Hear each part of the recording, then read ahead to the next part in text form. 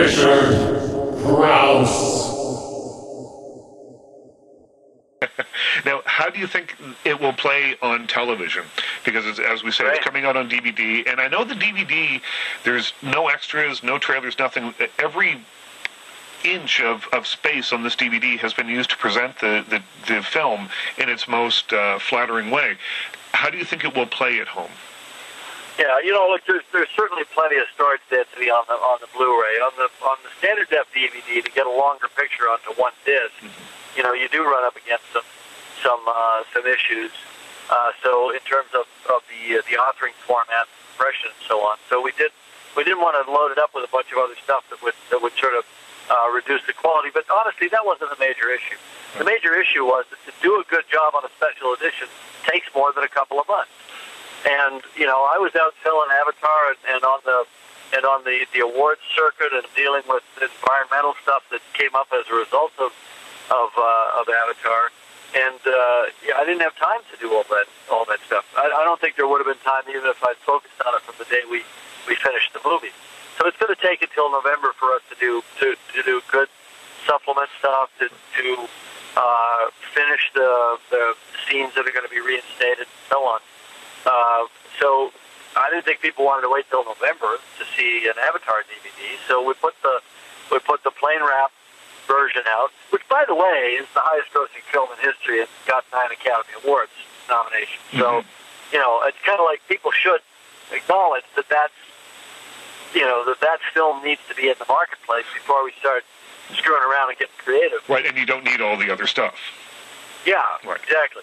But I got Fox to approve finishing 6 minutes of deleted scenes up to a final level, which is not a trivial thing. Right. We spend more than $1 million a minute finishing the scene from the level at which when I sign off and call the scene finished, frame accurate, edited, composed, all the virtual cameras done, to the time it's done, is $1 million a minute. So, I got Fox to put up for some pretty serious money to put into, finishing these scenes, and it's going to obviously go on DVD, the special edition. But we're also going to do a theatrical re-release in August as well. At least that's the plan as of right now.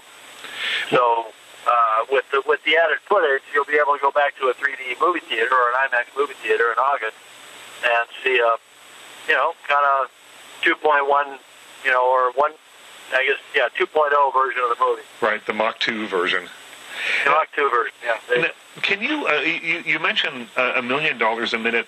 As an artist, can you allow yourself to think about the money while you're doing it? I mean, it's got to be part of the job, but I would think that the weight of that would be very difficult to perform under.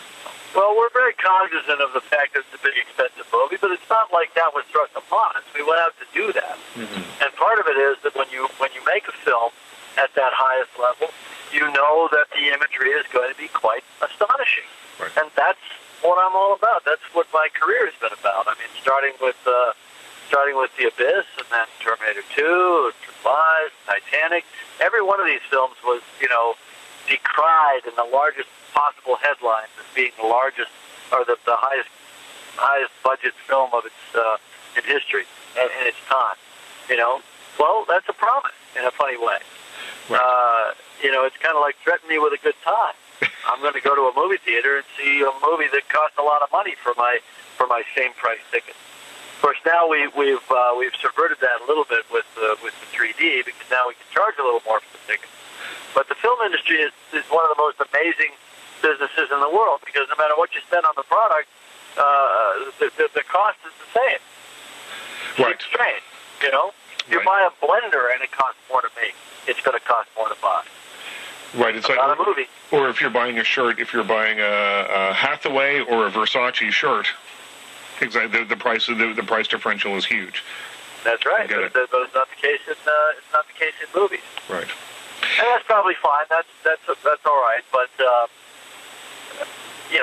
I think that it's the best bargain in town when a movie costs a lot of money.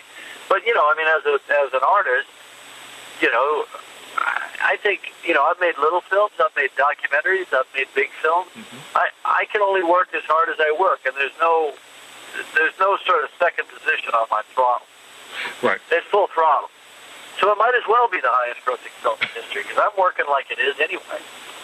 Well, is that perhaps why you take a little bit of time between projects, because you do go so full throttle?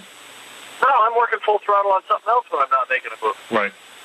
I made four documentary films between, and I made a TV series. I made 4 documentary films. I did 6 deep ocean expeditions.